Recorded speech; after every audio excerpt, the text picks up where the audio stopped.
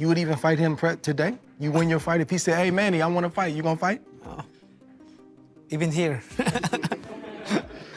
Oh, my goodness. So they will want to see the fight. They want to see Floyd get beat. But are they going to fight? I know they're going back and forth. I don't know. Getting a fighter ready for a Pacquiao is very complicated because Pacquiao he's so tense that he beats you mentally before he beats you physically. Manny Pacquiao responds to Floyd. Mayweather rematch, call out. This version of you beats the version of Floyd Mayweather that exists today? If he comes out and go sign the contract and we'll fight. Let's fight again if he wants. I'm active now.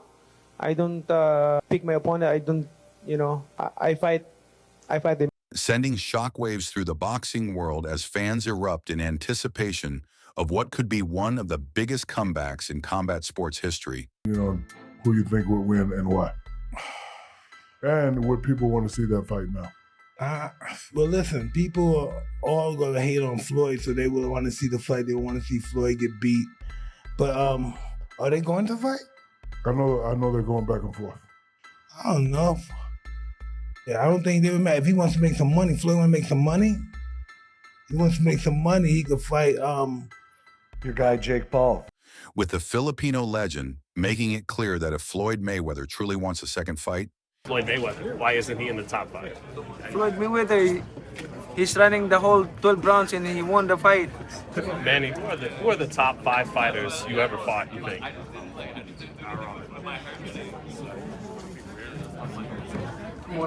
Barrera, Morales, Marquez, De La Hoya, Cotto,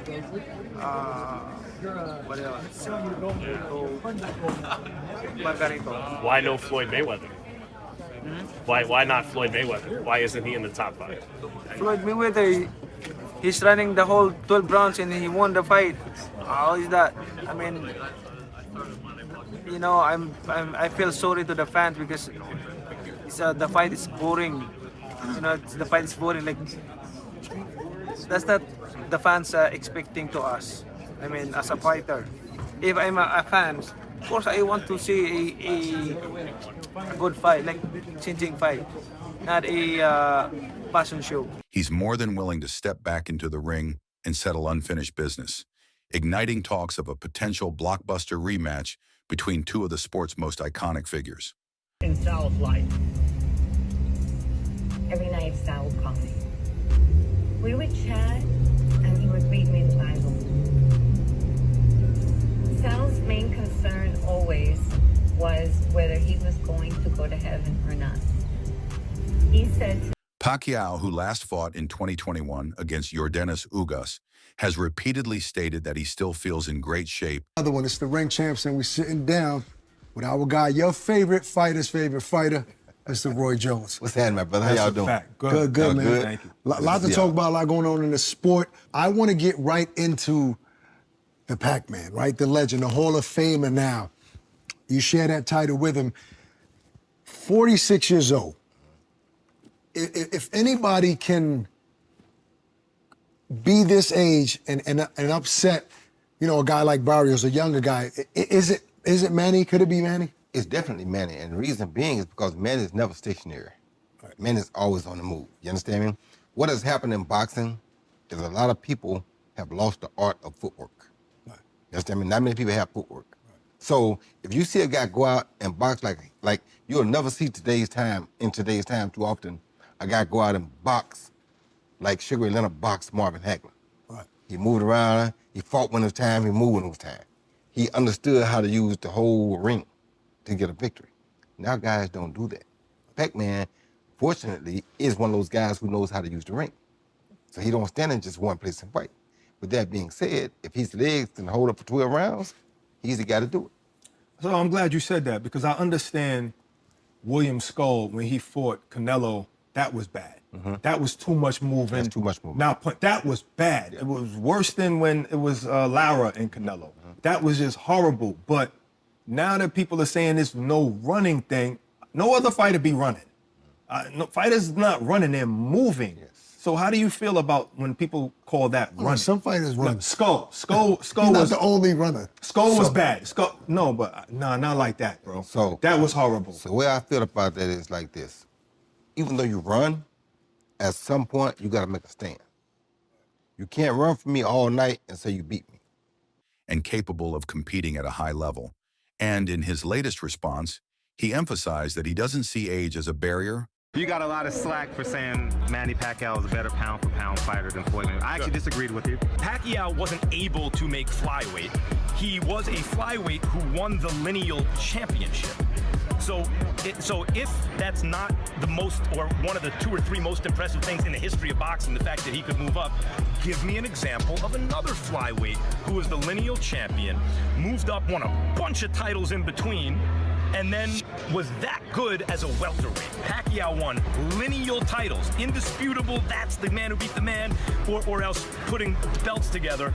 No one had ever done it before, ever. A lot of great flyweights. No one ever did that. No one ever came close to dreaming about doing that, and then Pacquiao did it. So the fact that Pacquiao is even competitive with Floyd Mayweather, who's one of the greatest pure boxers ever, I really don't have a horse in the race.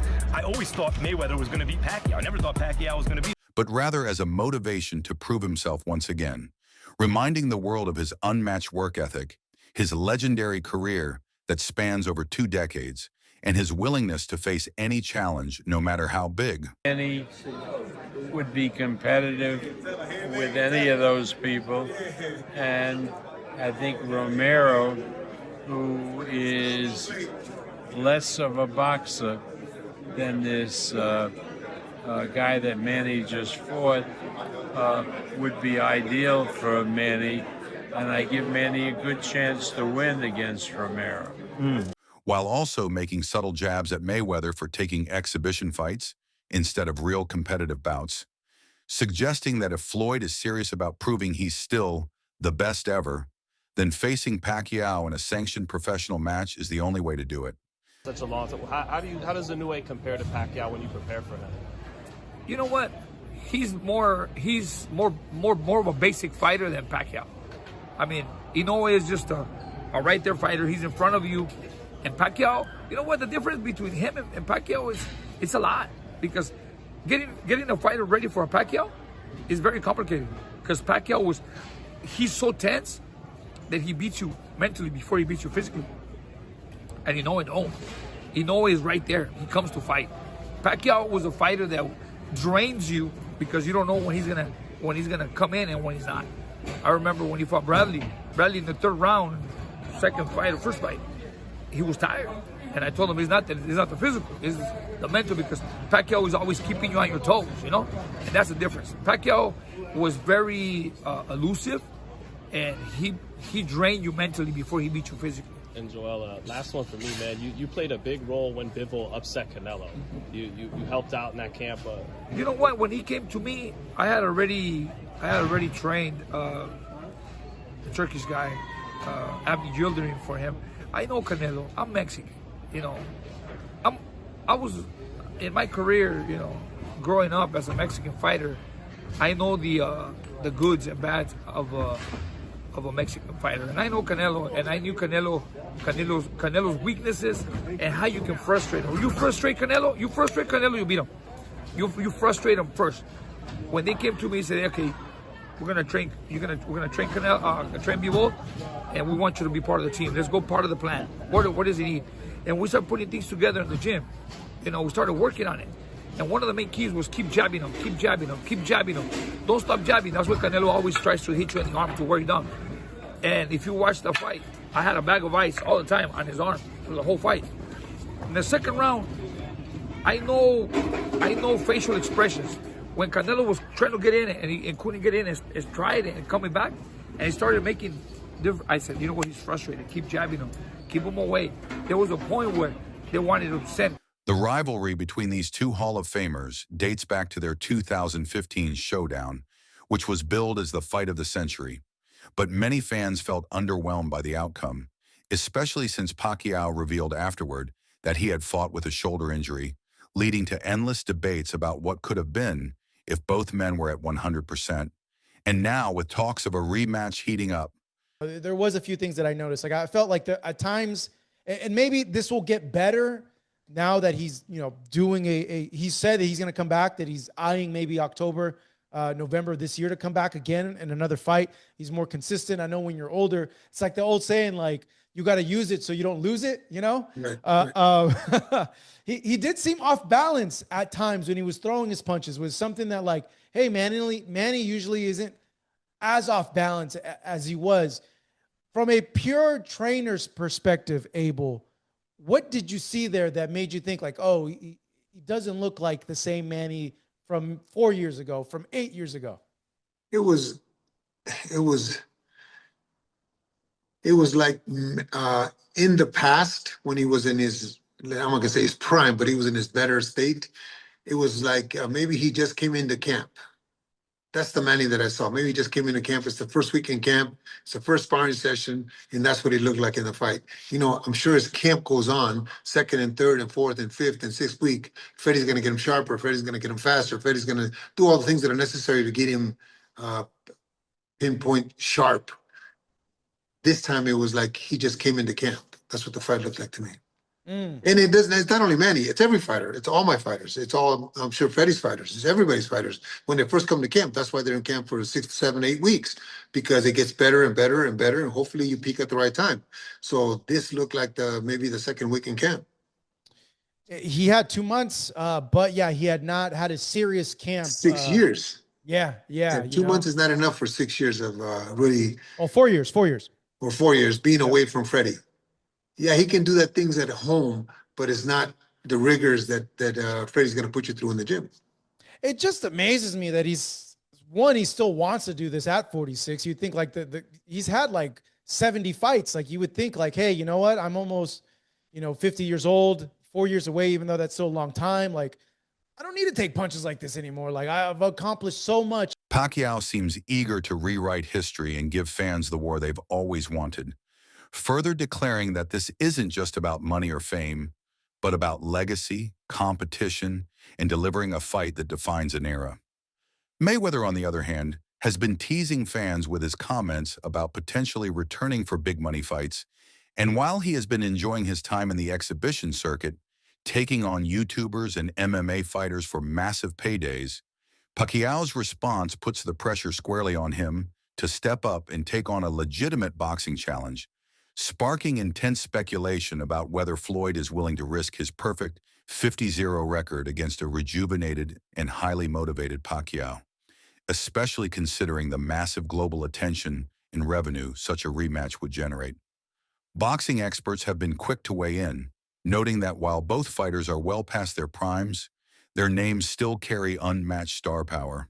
And stylistically, a second fight could be much different, with Pacquiao vowing to come in fully healthy and more aggressive than ever, while Mayweather would likely rely on his trademark defensive mastery and counterpunching to neutralize Pacquiao's speed, making for a fascinating clash of styles that could reignite the old school versus new school debate in boxing circles.